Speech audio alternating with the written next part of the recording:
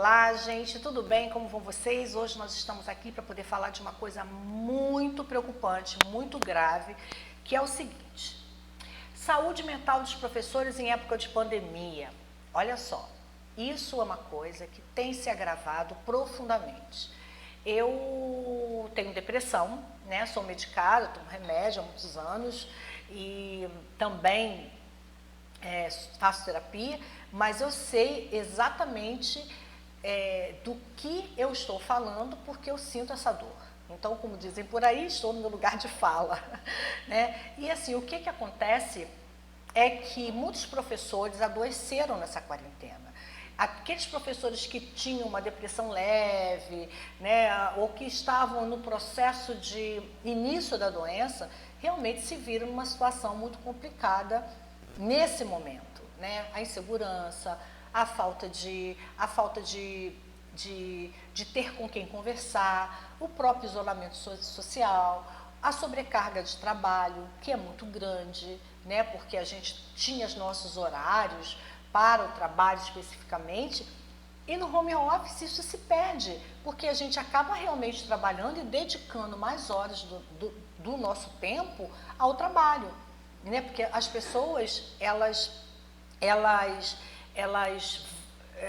as pessoas das escolas, as famílias, às vezes é sábado e domingo, você está recebendo atividade de aluno e você está conversando e você está marcando alguma coisa, você está vendo uma coisa que saiu, um decreto novo, enfim, uma coisa nova que surgiu, que você precisa fazer uma reunião imediata com a equipe, porque eles precisam tomar conhecimento do que está acontecendo. Então, quer dizer, a nossa vida mudou, né? Num ano inimaginável, num ano onde a gente não sabe o que fazer, num ano onde a gente está perdido.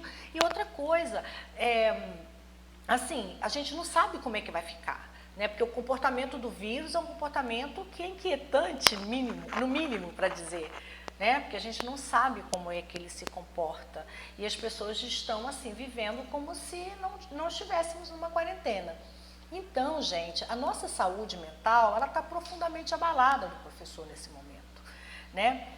E eu fico muito preocupada porque como é que a gente vai dar conta do que a gente tem que dar? A gente está no final do ano agora, no final do ano letivo, com tantas questões para poder resolver. Saiu o parecer 11 de 2020 do CNE, que nos sugere algumas questões que podem ser boas, mas a gente não sabe como colocar isso efetivamente, né, no cotidiano, na rotina, na vida real. Então, quer dizer, e esse medo do futuro, né? Porque o que o ano de 2021 vai nos reservar, né? O que isso vai nos trazer?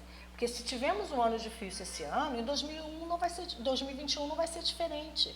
Nós vamos também ter uma jornada muito dura, uma jornada de trabalho grande, né, de ter que nos reinventar novamente, de ter que replanejar currículo. Não sabemos se vai ser ensino híbrido ou não sabemos como lidar, qual metodologia a gente vai usar, como é que a gente vai fazer que esse aluno recupere efetivamente os conteúdos que foram deixados de dar esse ano ou foram dados de maneira, como é que eu vou dizer, sem um apoio mesmo, né? Por mais que as famílias tenham apoiado, a gente sabe que muitas das nossas famílias, dos nossos alunos, não têm um letramento, não têm alfabetização, não sabem ler, não sabem escrever, né, dos alunos, principalmente das escolas públicas. Então, isso é uma questão que nos assoberba, né? E o que eu penso e tenho visto, e estou ficando muito preocupada e triste ao mesmo tempo, é que parece que a sociedade está nos impondo, né, muitas missões que a gente não tem condição de cumprir. Aos médicos foram dados todos os louvores, obviamente eles mereciam, estavam na linha de frente, combatendo o Covid, combatendo essa doença, que é uma doença que a gente não consegue nem definir, né? Um vírus que é horrível e tantas coisas acontecendo, né, na política brasileira, a gente também muito inseguro diante disso. E foram dados a ele bateção de palmas. Eu também bati bastante palma no início, né? E acho lindo o trabalho que os médicos fizeram, mas parece que se esquecem de nós professores, né? A nós é imputado uma carga de trabalho também muito grande, mas não temos o reconhecimento da sociedade. Tivemos que ouvir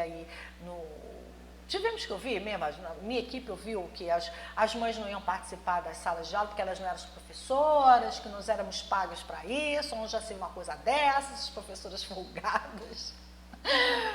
E nós tivemos que ouvir isso. E é muito triste. Isso também nos adoece. Porque a falta do reconhecimento, a falta da valorização nos adoece. Porque às vezes as pessoas pensam que os professores só querem saber de dinheiro. A questão financeira é importante? É lógico que é, porque nós precisamos viver, precisamos pagar nossas contas e precisamos ter uma qualidade de vida, sim.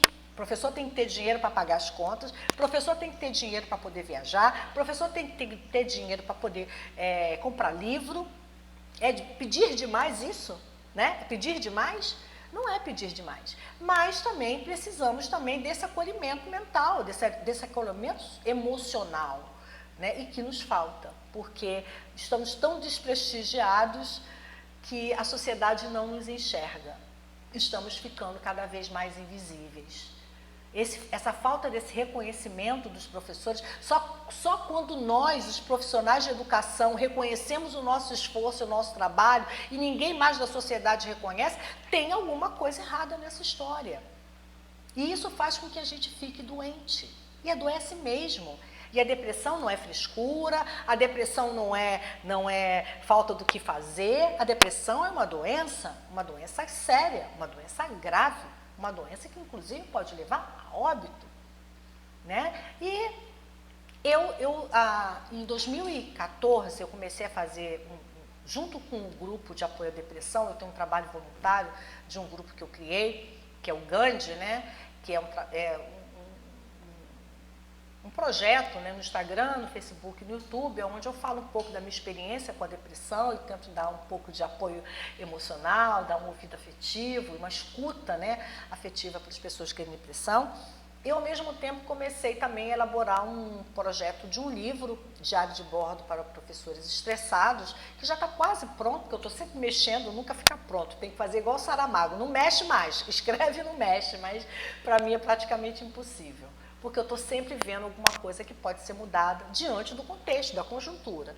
Então, eu tinha feito uma pesquisa, e por pura observação também, né? Porque quando eu ia no médico do trabalho para poder buscar um afastamento por conta da depressão, eu via colegas meus lá, vários colegas. E aí, nessa pesquisa que eu fiz, o número de professores em licença médica por conta de depressão é muito grande, gente. Vocês não têm noção, sabe? E eu fico sempre pensando nessas pessoas, nesse momento, nessa conjuntura, nesse contexto de pandemia que a gente está vivendo. Então, esse vídeo aqui, né, é para que a gente se lembre de que a gente pode muito, mas a gente não pode tudo. A gente tem que ter momentos de lazer, a gente tem que ter momentos em que a gente vai simplesmente descansar, a gente vai fazer tudo que a gente tem que fazer, a gente vai planejar tudo que a gente tem que fazer, mas a gente tem que ter aquele momento de descanso, aquele momento em que a gente não vai pensar em nada, a gente tem que estar com quem a gente ama, compartilhando, conversando, trocando, almoçando, jantando, sem culpa, né? E fazendo o que gosta, fazendo o que ama. Eu vejo assisto muitas lives, né? Vejo muitas coisas e leio muito, e vejo tantas pessoas que redescobriram prazeres antigos, hobbies que não faziam, que de repente estão fazendo novamente, estão se reencontrando. De uma certa forma, a quarentena ela teve esse impacto grande na nossa vida e nos propõe, né? E nos propõe a esse encontro com a gente mesmo. Tem gente que tem medo de se encontrar consigo, mas a gente não tem que ter medo. Porque, como eu coloquei ali naquele post que antecede esse vídeo, né, o menino lá, socorro, socorro, me salvem, aí vem uma pessoa e salve, e é ele mesmo, é a gente mesmo, é isso mesmo, é a gente mesmo que se salva. Porque a gente sabe o nosso limite, a gente sabe até onde a gente pode ir, e a gente não deve ir mais do que a gente pode. Não tentem ser super-homens, não tentem ser super-mulheres. A gente tem que fazer o que nos é possível. Nesse momento, estamos todos muito frágeis e vulneráveis. Temos muitas decisões para tomar agora no final do ano.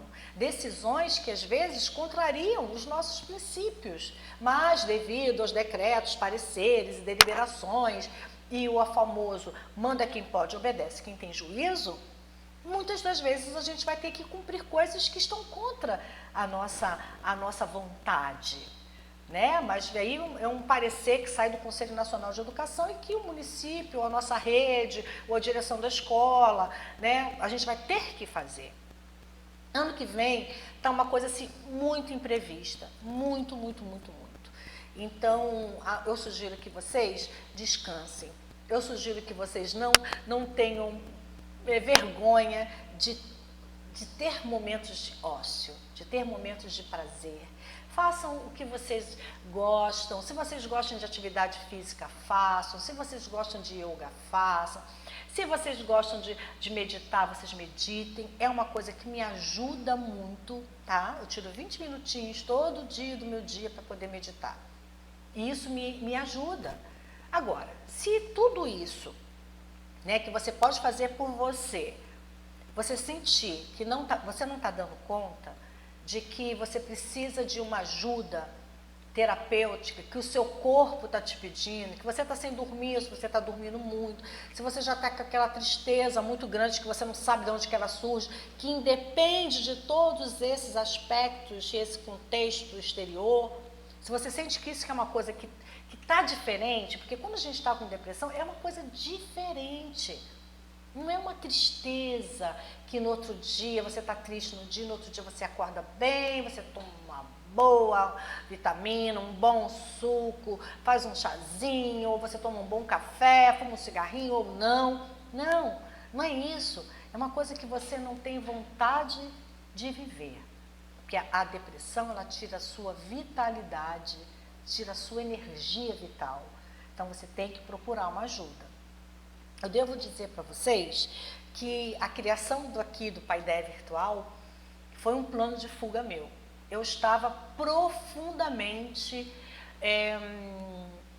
num estado de depressão muito grande, assim, sem perspectiva, triste, até um dia que eu meditei e pedi a Deus realmente que ele me trouxesse algum alívio, que ele me trouxesse sabe, alguma coisa, um propósito. E aí eu decidi criar o Paideia Virtual. E tantas coisas foram acontecendo, vocês viram? Teve a Semana da Consciência Negra, já estou eu aqui falando. Isso é muito importante. É aquilo que eu falei, da gente procurar fazer o que a gente ama, da gente procurar fazer o que a gente gosta, né? E procurar lugares de troca de experiências, de troca de afeto, de troca de acolhimento, porque muitas das vezes em casa a gente não tem o devido valor.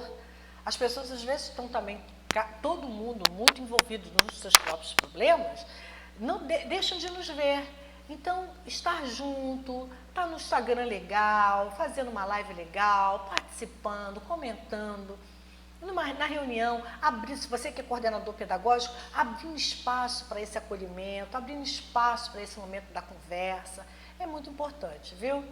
Então, gente, é isso. A gente vai se vendo, a gente vai conversando. E se você gostou, compartilha, curta, tá? E não deixe de fazer o que você ama, fazer o que você sente que o seu coração está pedindo. Sem culpa, tá? Sem culpa. Beijo grande.